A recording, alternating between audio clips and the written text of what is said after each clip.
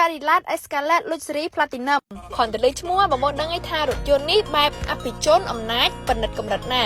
ចំពោះរថយន្តនេះដែរជាប្រភេទរថយន្តសម្រាប់អភិជនជាន់ខ្ពស់ដែលគាត់យកទៅប្រើប្រាស់ហើយចំពោះរថយន្តនេះបងគឺមាំមែនតើហើយក៏ធន់ខ្លាំងដែរប្រៀបបើសិនជាបងទិញរថយន្តនេះប្រៀបដូចជាបងមានផ្ទះមួយដែលរឹងមាំសម្រាប់ការពារខ្លួនអញ្ចឹងពលរថយន្តនេះបើនិយាយពីសមត្ថភាពវាសំបីតែខប់កំភ្លើងក៏អាចបាញ់ធ្លុះដែរបងគឺវាមាំហើយវាក្រាស់ខ្លាំងមែនតើ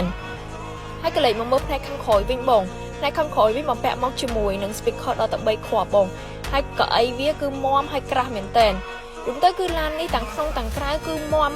គ្រប់ផ្នែកហើយចំពោះរថយន្តនេះដែរភាគច្រើនក៏អ្នកដែលបើកបរភាគច្រើនសុទ្ធតែជាមន្ត្រីឬក៏អ្នកធ្វើការរាជការអ្នកធ្វើការធំតែម្ដងមកបងតើគ្នាសំបីតែមន្ត្រីនិងអ្នកដែលមានអំណាចធំមួយចំនួនក៏ប្រើប្រាស់ទៅលើរថយន្តមួយគ្រឿងនេះដែរបងដោយសារតែរថយន្តនេះគឺ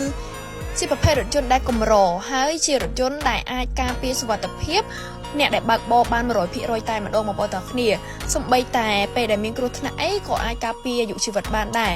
ហើយដូចបងឃើញជាក់ស្ដែងចឹងសំបីតែកៅអីវាក៏មាំជាជាងឡានធម្មតាទូទៅដែរដូច្នេះបានជាគេចាត់ទុកថារថយន្តនេះជាប្រភេទរថយន្តកម្រហើយជារថយន្តដែលអាច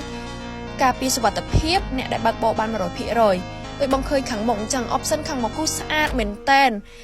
ហើយចំពោះផ្នែកខាងក្រោយវិញវាបំពាក់មកជាមួយនឹង screen ដែលអាចខាន់ផ្នែកខាងមុខនិងផ្នែកខាងក្រោយបានអញ្ចឹងសម្រាប់បងប្អូនដែលធ្វើការបែបរាជការឬក៏អ្នកការងារធំគាត់ចង់ពិភាក្សាការងារគាត់គឺអាចឲ្យសម្លេងនឹងទៅលើទៅកងឡានឬមួយក៏អ្នកដែលនៅចិត្តគាត់ទេគឺអាចលើបានតែធំគាត់ទេប្រៀបដូចជាមានបន្ទប់មួយសម្ងាត់អញ្ចឹងព្រមទៅគឺឡាននេះ the best តែម្ដងបងប្អូនគ្នា